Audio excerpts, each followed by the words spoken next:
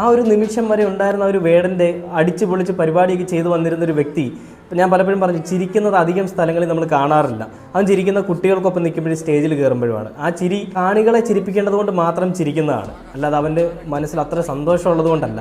സന്തോഷിക്കാനും മാത്രം ഒന്നും അവൻ്റെ മനസ്സിലില്ല. എന്തുകൊണ്ടാണെന്നറിയോ? നമ്മൾ ഈ കൊടുക്കുന്ന ആരാധകർ കൊടുക്കുന്ന സ്നേഹമല്ലാതെ അവന് കിട്ടുന്നത് അത്രയും പരിഗണനയല്ല, അവഗണനകളാണ്. എവിടെയാണ് അവഗണന? നമ്മുടെ സമൂഹത്തിൽ അവനെ അവഗണിച്ചിട്ടിരിക്കുകയാണ്. എന്ത് പറഞ്ഞിട്ടാണ്? അവൻ ഈ പിന്നോക്കം നിൽക്കുന്ന ആളാണ്, ഇനി അവന് ഉയരണ്ട, അവൻ കഞ്ചാവ് വലിയനാണ്.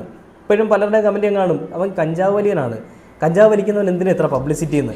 ഒരു MLA മകൻ കഞ്ചാവ് വലിച്ചും വിൽപ്പന നടത്തിയിട്ടും വന്ന് കുറ്റസമ്മതം നടത്തിയപ്പോൾ എൻ്റെ മക്കളങ്ങ് പാവമാണ് എന്ന് പറഞ്ഞ് നടന്ന സമൂഹത്തിലെ കുറച്ച് ആളുകളെ നമ്മൾ കണ്ടതാണ്.